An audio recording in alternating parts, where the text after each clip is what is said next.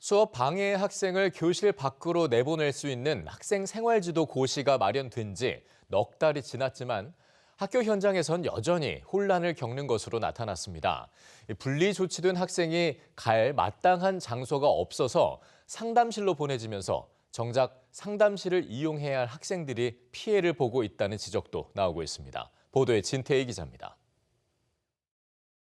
교실 수업을 방해하다 상담실로 분리된 학생이 책상을 집어던지며 상담교사에게 욕을 하는가 하면 상담실로 인계되는 과정에서 상담교사의 어깨와 얼굴을 때리려 합니다. 모두 학교 현장에서 접수된 실제 피해 사례입니다.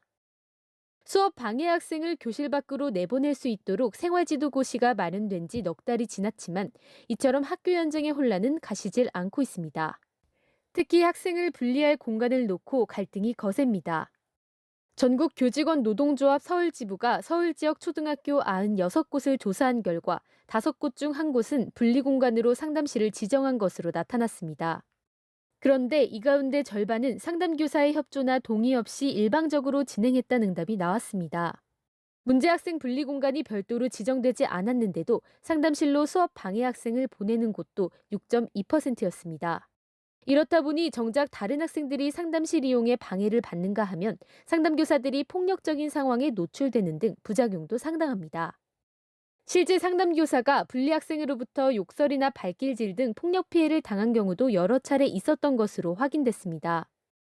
부숙 들어와서 상담 자체를 방해하거나 특히나 오전 같은 경우는 학부모 상담이나 이런 것도 굉장히 많을 텐데 분리조치 아이들이 들어오면 실제로는 그거를 누가 담당할지도 정해져 있지 않은 상태에서 고유한 업무 자체가 마비되는.